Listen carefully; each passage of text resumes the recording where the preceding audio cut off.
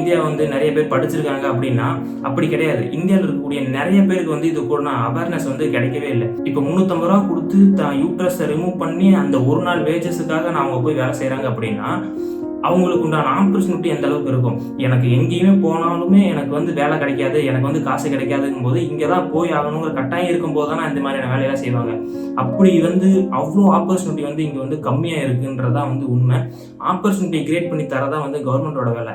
இப்படி வந்து இவங்க எல்லாமே வந்து நல்லா வேலை செஞ்சாங்கன்னா இப்போ 350 ரூபா சம்பளம் வாங்குறவன் நாளைக்கு ஒரு 1000 ரூபாய் சம்பளம் வாங்கினா அப்படின்னா அந்த 1000 ரூபாயும் வந்து செலவு தான் பண்ண போகிறான். அப்படி செலவு பண்ணும்போது உங்களோட ஜிடிபி தான் இன்க்ரீஸ் ஆகும், இந்தியாவோட பொருளாதாரம் தான் இன்க்ரீஸ் ஆகுமே தவிர அவன் வளர்ந்துட்டா வந்து நமக்கு எந்த பிரச்சனையும் வந்துடும், அவன் வளர்ந்துட்டா நமக்கு பிரச்சனை வந்துடுற மாதிரி எல்லாம் எதுவுமே நடக்க போறது கிடையாது. இப்படி நிறைய பேர் வந்து இந்தியா ஜிடிபிக்காக வந்து டிசேபிள்டு பர்சன்ஸ் நிறைய கான்ட்ரிபியூட் பண்றாங்க. ரொம்ப பூரா இருந்து இப்போ குஜராத்ல இருந்து, உத்தரப்பிரதேஷ்ல இருந்து, ராஜஸ்தான்ல இருந்தெல்லாம் வந்து நம்ம தமிழ்நாட்டில் வந்து ரொம்ப சீப் லேபரா வந்து கன்ஸ்ட்ரக்ஷன்ல வந்து ஒர்க் பண்ணிட்டு இருக்காங்க.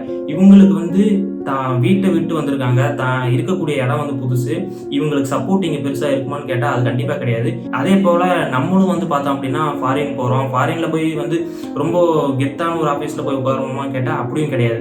அங்கேயும் வந்து பார்த்தீங்க அப்படின்னா நிறைய பேர் வந்து ₹1 ₹2 சேமிச்சு வைக்கிறதுக்காக வந்து ஒரு வேளை சாப்பிடாம 2 வேளை சாப்பிடாம இருப்பாங்க.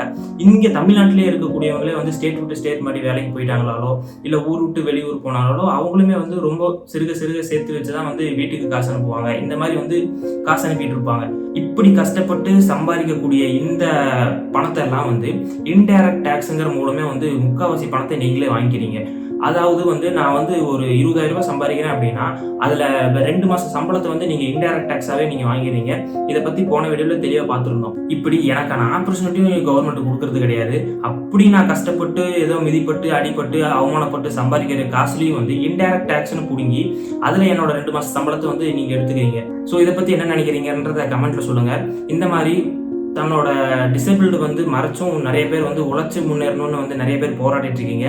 இந்த வீடியோ உங்களுக்கு சார்பாக வந்து நான் சமர்ப்பிக்கிறேன். உங்கள் எல்லாருக்குமே வந்து இனிய தொழிலாளர் தின நல்வாழ்த்துக்கள். நன்றி.